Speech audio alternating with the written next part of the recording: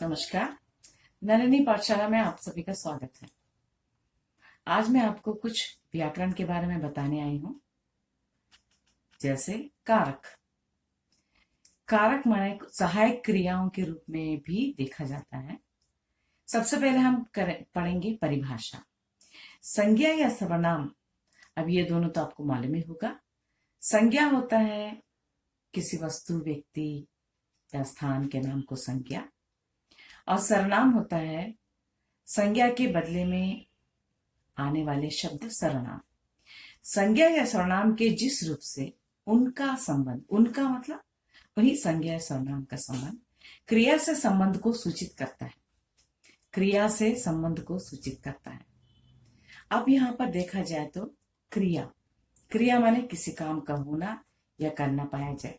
इस प्रकार उसमें काम का होना या करना के साथ साथ यदि कोई सहायक क्रियाएं उसमें जोड़ी जाती है तो उनको हम कहते हैं कारक। तो आपको समझ में आ ही गया हो।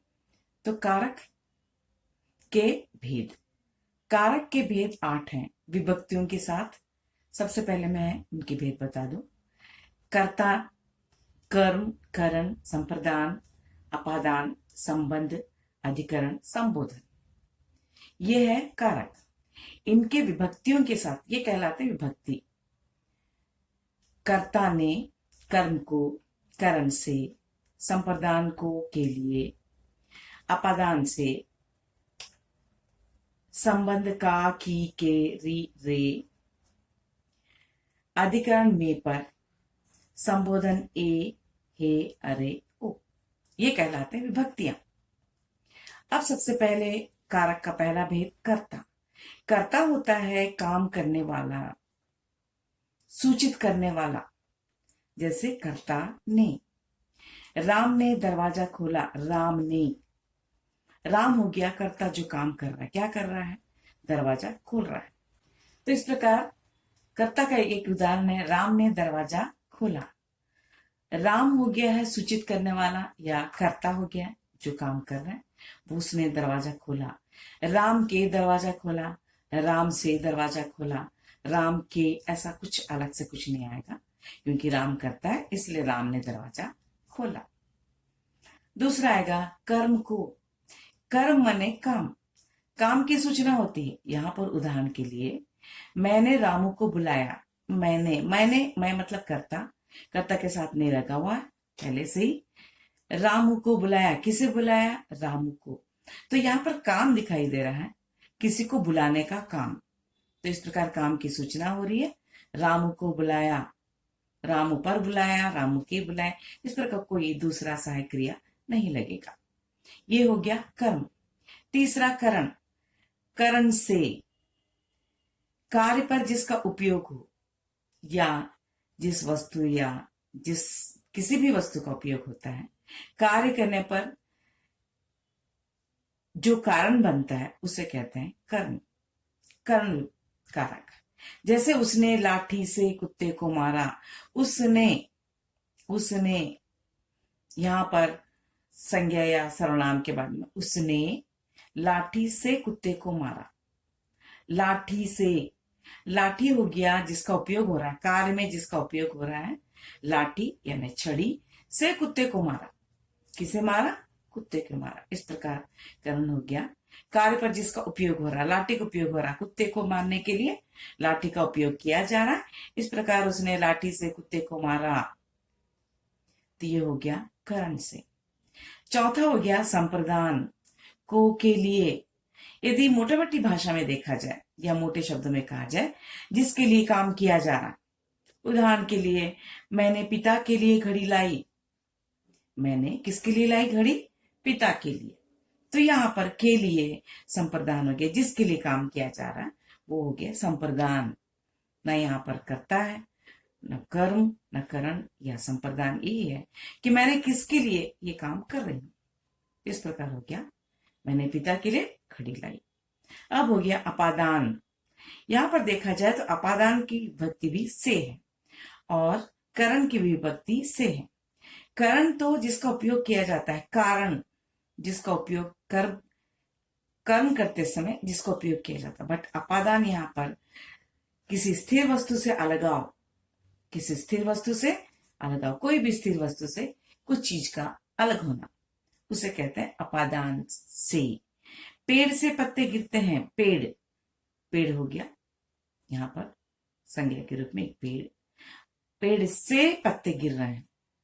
हमेशा आप देखते हैं कि पेड़ से पत्ते गिर रहे हैं, तो यहाँ पर पेड़ से पत्ते का अलग होना, अपादान से, अपादान कारक का उपयोग हो रहा है। अब छठवां कारक आता है संबंध। संबंध आप अच्छी तरह से जानते हैं, किसी वस्तु का दूसरे वस्तु से या किसी वस्तु का व्यक्ति का दूसरे व्यक्ति से। तो संबंध में दो व्यक्तियों के बीच में या दो वस्तुओं के बीच का संबंध ही संबंध कारक कहलाता है। और इसमें विभक्तियां आती है का, की, के, रे। यह मेरी पुस्तक है, ये किसकी पुस्तक है? यह मेरी पुस्तक है। मेरी यानी यह पुस्तक किसी और की नहीं, मेरी पुस्तक है, संबंध हो रहा है, पुस्तक से मेरा संबंध हो रहा है। यह राम की किताब है, यह सीता की किताब है। इस प्रकार किसी व्यक्ति का किसी वस्तु से या किसी वस्तु का दूसरे वस्तु से इस प्रकार उपयोग होता है, तो संबंध कारक उसमें उपयोग किया जाता है। और इसकी विभक्तियां का, की, के, रे। उसके बाद आता है सातवां अधिकरण। अधिकरण में विभक्तियां उपयोग होती है में और पर। अधिकरण माने ही होता है आधार, बेस, आधार का उपयोग होता है इसमें। जैसे उदाहरण के लिए पेड़ पर कौवा बैठा है, पेड़ पर कौवा बैठा है। किस पर बैठा है? पेड़ पर बैठा है। पेड़ में नहीं ना पेड़ की, ऐसा कुछ नहीं होता, पेड़ पर। इस प्रकार पेटी में किताब है, पेटी एक बॉक्स में किताब है, तो आधार प्रकट होता है। किताब किस में है? पेटी में। वैसे ही कौवा किस पर है? पेड़ पर है। इस प्रकार अधिकरण की सूचना में आपको बहुत ही विस्तृत उदाहरण के साथ में और पर इसकी विभक्तियां हैं। और अंत आता है संबोधन। ए, हे, अरे, ओ। संबोधन का माना ही होता है किसी को संबोधित करना या किसी को पुकारना। हम किसी का नाम नहीं जानते हैं तो उसको हम पुकारते हैं, अरे इधर आओ, या ए तुम इधर आओ, तुम्हारा नाम क्या? नाम पूछने के पहले ए करके पुकारते हैं। या अरे क्या हो गया, कुछ आश्चर्यजनक की बातें प्रकट होती है। अरे अपनी भारत या कोई क्रिकेट मैच का उपयोग किया जाता है, तो ये अपना भारत क्रिकेट मैच में हारे, अरे, या जीत गया। कितना बहुत ही सुंदर, मार्वलस जैसा इंग्लिश में कुछ ऐसे वर्ड्स उपयोग करते हैं। ऐसा ए, हे, अरे, ओ। ऐसा कोई अपनी पत्नी अपने पति का यदि बुलाए, बुलावा का उपयोग ओ जी, ये जी। इस प्रकार संबोधन ए, हे, अरे, ओ, पुकारना या संबोधित करना। उदाहरण के लिए हे राम, यह क्या हो गया। कुछ दुखद बात यदि हम सोचते हैं, वहां पर हे राम, यह क्या हो गया। इस प्रकार कारक के 8 भेदों के साथ मैंने आपको एक एक विभक्तियों का के साथ उदाहरण देते हुए मैंने आपको इस प्रकार विस्तृत उदाहरण देते हुए मैंने समझाया। क्रिया होता है किसी काम का करना या होना पाया जाए, उसे क्रिया कहते हैं। एक्चुअली क्रिया का शब्द में कहा जाए तो काम। क्रिया के 2 भेद होते हैं। उसकी विशेषता यह है कि किसी काम का करना होता है, दूसरा किसी काम का होना होता है। जैसे उदाहरण के लिए राम खाना खाता है, मतलब क्रिया हो रही है, करना हो रहा है क्योंकि राम खाना खा रहा है। बट दूसरा है वर्षा हो रही है, उसमें काम का होना पाया जाता है। इस प्रकार क्रिया के 2 भेद हैं, एक है अकर्मक क्रिया और दूसरा है सकर्मक क्रिया। अकर्मक क्रिया का अर्थ होता है बिना कर्म के। वे क्रियाएं जिनके साथ कर्म न लगे हों, जिनके साथ काम दिखाई नहीं देता है, उसे कहते हैं अकर्म। अकर्मक, अकर्म, अ मतलब नहीं, कर्म मतलब काम, जिसमें काम दिखाई नहीं देता, जिसमें काम दिखाई नहीं देता। उदाहरण के लिए सोहन हंस रहा है, सीता बैठी है। सोहन हंस रहा है और सीता बैठी है। विशेषता क्या है? अकर्मक क्रियाओं के व्यापार और फल दोनों कर्ता पर पड़ता है। इन क्रियाओं का व्यापार का जो फल है वो कर्ता पर ही पड़ता है। पहले वाक्य में सोहन और दूसरे वाक्य में सीता, दोनों करता है। क्रिया से पहले यदि हम क्या प्रश्न शब्द लगाकर प्रश्न करने पर यदि कोई उत्तर नहीं मिलता है तो वह क्रिया अकर्मक मानी जाती है।